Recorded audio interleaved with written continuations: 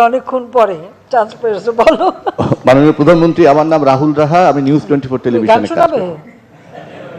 আপনাকে একটা গানের লাইন মনে পড়লো বলে মাইক্রোফোনটা ধরলাম। আচ্ছা, গুড। 96 সালে আপনি নির্বাচনের আগে একটা প্রচারণা চলছিল বাংলাদেশ বিক্রি হয়ে যাবে। তখন আমাদের বড় ভাই লুৎফর রহমান রিটন একটা কবিতা লিখেছিলেন যে ইদানিং শোনা যাচ্ছে বাংলাদেশকে কারা নাকি ভাই বিক্রি করতে চাচ্ছে।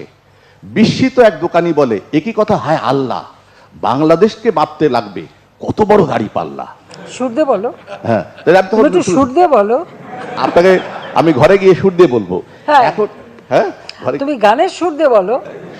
সুর দেওয়া আছে, এটা সুর করেছি এবং আমরা বিভিন্ন কালচারাল অর্গানাইজেশন যখন গিয়েছিলাম আপনার পক্ষে, এটা আমি আপনার বাসায় গিয়ে সুর দিয়ে শোনাবো। এখন একটা বাবা, প্রশ্ন, এই না সেটা সবাই হচ্ছে, শুনতো। আপনি খেয়াল করেছেন ল্যান্ড বাউন্ডারি এগ্রিমেন্ট সাইনিং এর সময় কোনো ধরনের প্রতিবন্ধকতা ছাড়া ভারতের প্রত্যেকটা এমপি আপনাকে সমর্থন দিয়েছে। ভারতের প্রত্যেকটা এমপি আপনাকে সমর্থন দিয়েছে এবং বোঝা যায় ভারতে আপনার গ্রহণযোগ্যতা কতখানি। এটা যদি ব্রিটিশ আমল হতো আর আপনি যদি নির্বাচন করতেন, ফলাফল ভারতের জন্য কি হতো কে জানে। তো অভিন্ন ল্যান্ড থাকতো। ফলে আমি বলছি যে আপনার জনপ্রিয়তা ভারতে এখানে। বহুদিন ধরে আমরা বিবিআইএন এর কথা শুনেছি এবং আমার খুব ইচ্ছা যে ঢাকা থেকে, আমি প্রায় 20 বছরের মতো লাইসেন্স নিয়ে বসে আছি, ঢাকা থেকে গাড়ি চালিয়ে আমি একটু পোখারায় যাব, হিমালয়ের কাছে যাব। হিমালয় থেকে সুন্দরবন হঠাৎ বাংলাদেশ, তা বঙ্গোপসাগর থেকে হিমালয় পর্যন্ত আমি গাড়ি চালিয়ে যাব, এটা আমার খুব ইচ্ছা। কিন্তু এটা এখনো পর্যন্ত হয়নি। কিন্তু রাস্তাঘাট কিন্তু তৈরি হয়ে গেছে আপনার কল্যাণে, আমাদের এই অঞ্চলের উন্নয়নের কল্যাণে। এই কাজটা কত দূর এগিয়েছে? কিন্তু এখন তো যাওয়া যায় তো।